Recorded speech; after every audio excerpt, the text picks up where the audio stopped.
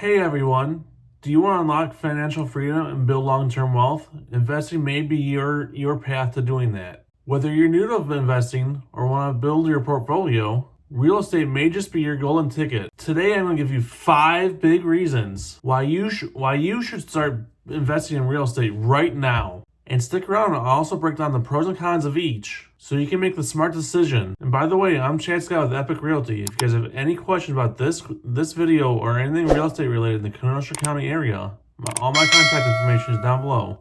Give me a call, shoot me a text, or send me an email. Happy to answer any questions. I respond to everything as quickly as possible. Now let's dive into this video. Reason number 1 is cash flow. Who doesn't love getting paid every single month while you sleep? Your tenant pays your bills. Your tenant pays your rent for you. Your tenant pays your bills. Your tenant pays your mortgage for you. Every single month, you get that rent check, and it pays most of your expenses for you, if not all of your expenses for you. If you do it right, your tenant pays everything for you, and you pay little to nothing out of pocket. Your tenant pays absolutely everything for you, and everything's covered. So every single month, all you're doing is you're taking that rent check, you're paying all the expenses, and then you're pocketing the rest. So the big pro, passive income, make money while you sleep. The big con of this is maintenance cost. You're a landlord now. You have to bear all those expenses. So when a water heater breaks down, when a pipe bursts in a rental property, when the washer and dryer goes out, when there's a roof leak, they're calling you to come fix it. You have to fix that. Just like when you own your own house. You have to bear that cost. You have to go fix that, or you have to pay somebody to go fix that if you can't do it yourself. You're responsible for all those costs, and you have to bear that expense, and it comes out of your pocket or out of a fund that you set aside to make those repairs. Reason number 2 is appreciation. Real estate almost always goes up in value. Except for, of course, that blip in 2008, the most recent blip. Real estate almost always goes up in value. It hardly ever goes down in value.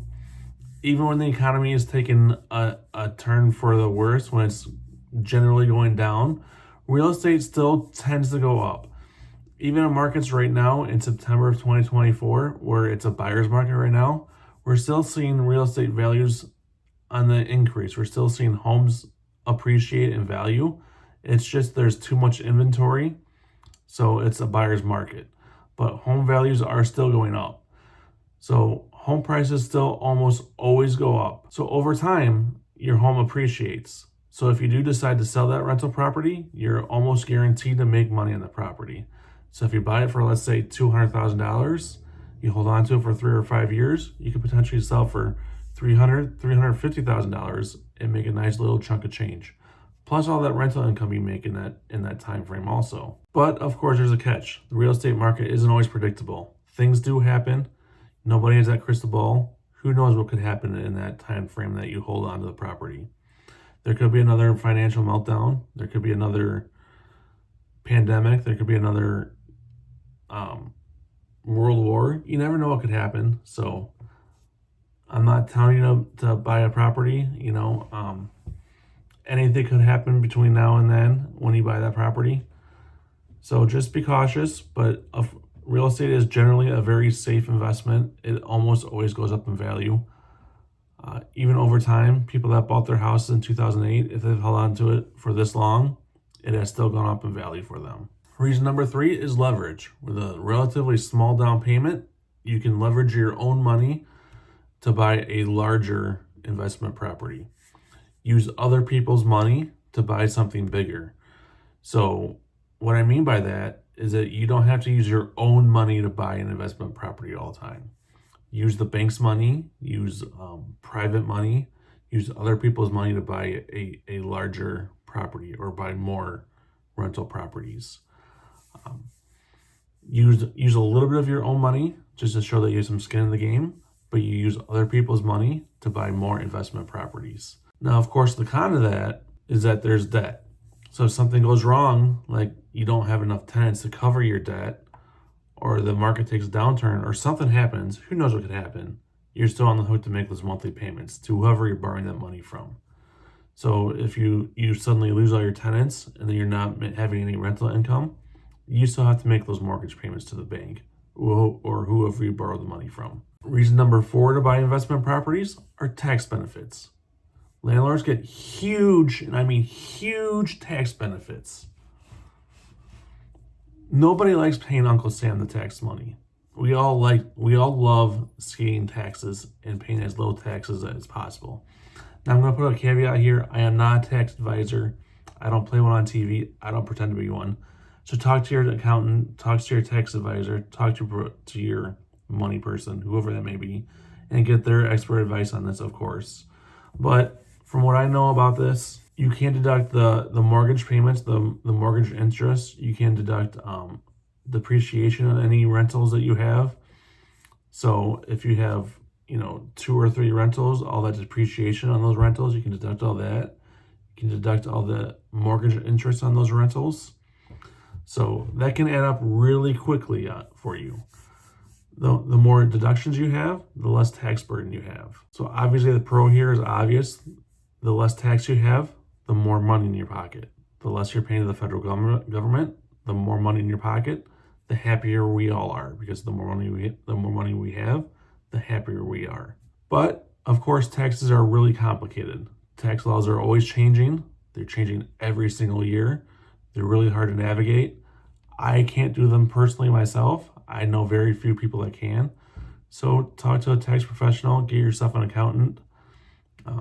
There's of course, TurboTax out there and stuff like that. Make sure that you are doing this the right way, the legal way, so that you're not getting audited by the IRS. Nobody wants to go through an audit. Make sure that you just have some help going through all these tax loopholes, and make sure you're not getting caught red-handed. Make sure that you're not getting slapped on the wrist and getting those extra fines if you are trying to escape the federal government the wrong way. Finally, reason number 5 to buy investment properties, you get to hedge against inflation. So as I said earlier, investment properties, real estate in general, almost always goes up in value throughout the years. So as inflation goes up, the value of your property goes up. Typically, as inflation goes up, rents go up, the cost of things go up, which means you can charge a little more for rent. Even the federal government understands this. So the housing authority, if you do Section 8 housing, they allow you throughout the years to charge a little more for Section 8 housing. They'll pay you a little more for Section 8 housing. I don't know the exact numbers for that. It's a percentage, I believe. It may be a flat number. I honestly don't know because I don't do Section 8 housing. I don't know anybody that does do it. I know most landlords that I know tend to stay away from it because it's a lot of paperwork and hassle. But the federal government does allow a certain amount of money towards landlords for Section 8 housing. And it does increase. I don't know if it's yearly or if it's every other year or every 3 years. They increase it with inflation every so often. So as inflation goes up, rents go up. And as a landlord, you can increase the rent as often as you want once the lease renews. So as inflation goes up, as you're paying more out of your own pocket for stuff, to make more money, you just increase rents every year as leases renew. So obviously that's a good thing. You and your spouse or you yourself are just struggling to make payments or whatever. You just increase rents to increase your own income. Easy peasy, nice and easy way to increase your own income every month, every single year. But of course, there's always a downside. With owning real estate comes a high upfront cost. To buy a rental property, you have to have the down payment, the closing costs. You have to have money set aside for any repairs. You have to have the house in decent shape to get renters to want to move in there. You have to have money set aside for any repairs that may come up while the renters are there. And you just have to have a good chunk of change set aside to get started. Because you can't just go get started being a landlord with no money in your pocket. Being a landlord does involve having some money in your pocket to get started. So this is not a get rich easy and quick scheme. You do have to have some money in your pocket to get started. But if you are interested in investing, if you do have some money set aside in savings, let me know. I'd be happy to get started on this journey with you. I have a lot of tips and tricks up my sleeve that can help you out, and we can find the right investment property for you. I hope that you found this video informative and helpful. If you guys have any questions, please go ahead and give me a call, shoot me a text, or send me an email. If you guys like this video, go ahead and hit that like button for me. Hit that subscribe button to be notified whenever I drop a new video. And I hope you guys all have a great day. Happy house hunting. I'll see you all in the next video.